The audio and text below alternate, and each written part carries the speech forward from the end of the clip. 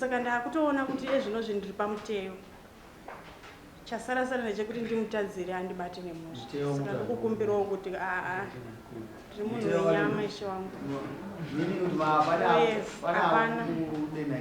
Hapana.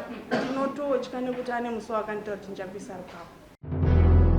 Raphael Signs, a specialist in designing, printing, signage, or vehicle branding, 3D signage and window branding, indoor and outdoor signs. For all your banner designs and print, contact us for a free quotation on the numbers on your screen, or email or visit us at 91 Livingstone, Corner 8th Street in Harare. Raphael Signs, our portfolio speaks for itself.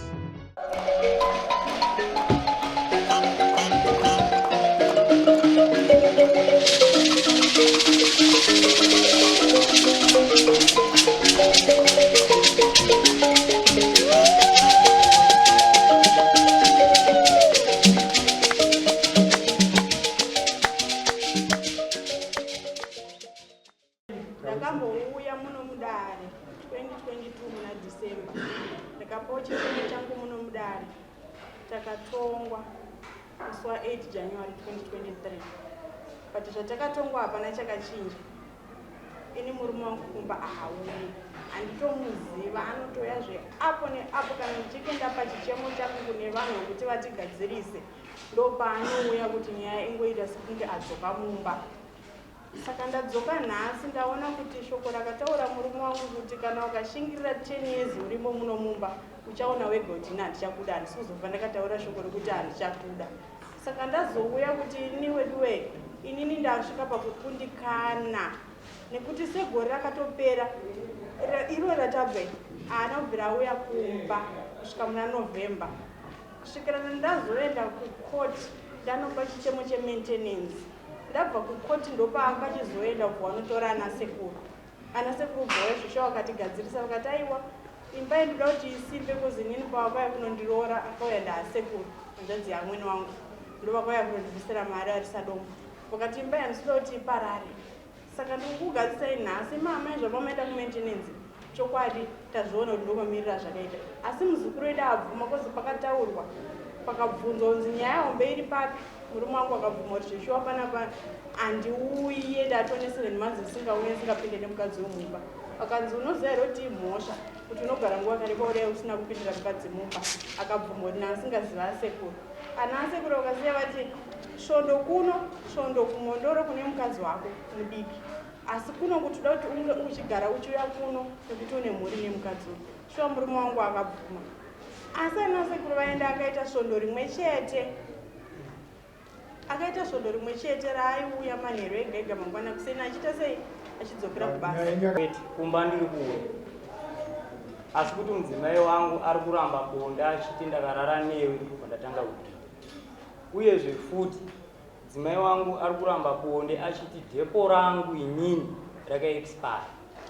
Ini ndiri kumuti ndiri kuda mumwe mwana nekuti vana vatinavo tine 5, 2 wakomana 3 vasikana. Saka ndiri kuti dai tasvikawo pa3 inini wakomana ari kuramba. Ende musi wacheoka ndatokwira nyaya kuno vakatouya vakatonditi inini hazvisi kuita kuti wewe ndibude muno musina weratesi nekuti wewe ndikabva pana pausina nhumbi wewe ndozvipa kuti utaura kuti hauchandida. Saka ndofanira kusiya une nhumbu kuti haufaniri kundiramba. Vakatorera nena. Saka vanozoti inini ndiri kuramba bonde kupi. Inini pavachitouya pacho papo vakatorera nena. Inini oni nyaya vana. Inini ndichiri kuda vana. Asi vana ava ndinoita mushure mekunge varongeka. Vanogona kuitesa mwana inini ndaida kumuramba. Amai. Anoziva kuti mimba inobata ndini. Kurarwa navo zvagara zvizvo zvanogara ndizvo mapindira mumba. Saka ndimi chandiudza kuti zvikufamba kuti hazvikufamba. Tendai kumba kwenyu. Zvekuti mwana achaita sei? Munochikotaurana zvichibuda. Dzimwe nyaya dzinotaurwa munzeve hadzisi vana. Makazitarira munzeve zvinochinja. Zvese zvakutaura kuti kana zvinhu zvarongeka zvinorongeka munzeve uno muti unonyeperwa. Amai, ndinobatsire kuti amai kurambana kunodhura. Mazvinzwa? chokwadi. Kurambana kunodhura. Kana ndichiti kunodhura, kunoona kutengesa dzimba idzodzo dzese dzikaparara. Makasara musina chinhu. Chokwadi. Saka musatambe nezvozvo. Takauya panapa. Anyaikuiziya. Wakaya panapa natembo. Tembo angasisawe kumba. Augara kumaini mumukazi. Saka toita sei. Katena kugara zvakanaka.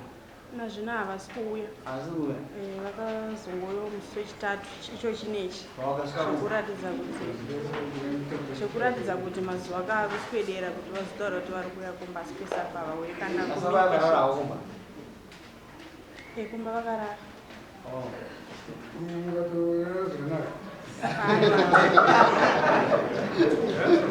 Hatina. Hamuna. Maipopota. Nditaure ndanga ndakatonyarira but munhu kuti kana chikafu munhu achitosvika mumba unotozvoona kuti munhu ari kuda nezvemunhu. Chikafu ndakavapa vakaramba. Chikafu makavapa vakaramba? Vakaramba. Makaita sei bonde? Hapana akazokwanisa kutanga munhu because munhu achitopinda mumba unotozvoona kuti munhu ari kuda zvemunhu. Paraendai kubanga munhu akaita kesi ndiyani inamudzoka kuti unomupa Samuel kuti akakumbirwa pachena ndizvo tinoramba tingodzokedzana tichitasi ndo Samuel akudiwa kana ndizvozvo Ndizvozvo asi ndanga ndine chichemo shewa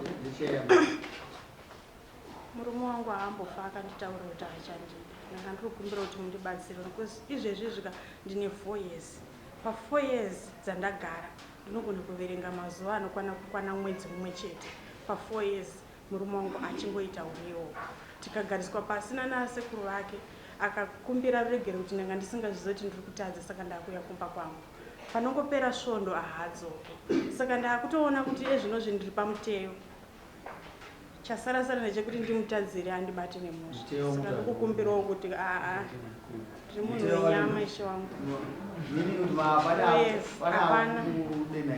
hapana ndinototya nekuti ane musi wakanditaura kuti ndichapisa rupapo saka handikwanisi kuita izvozvo nokuti ndinogona kungobata pakabva pana pakandapisa makameras akadaro ende vanhu vakaita overlook bandakazviziva kuti akuita zvezvii aida kunonembura musikana webasa ndisamupatora ini kana ndakunembesa rupapo ndozvinhu zvaaita nezvazvo zvino ndinorara mose vanhu vamwari unotendeka unongofa kuti muri munayasiwa ashiya chitatu makore acho anoita mashoma ndoseva samonse zvandataura vanodzoka musi wa 30 yaitoni mamuchenje uyacho uyaitoni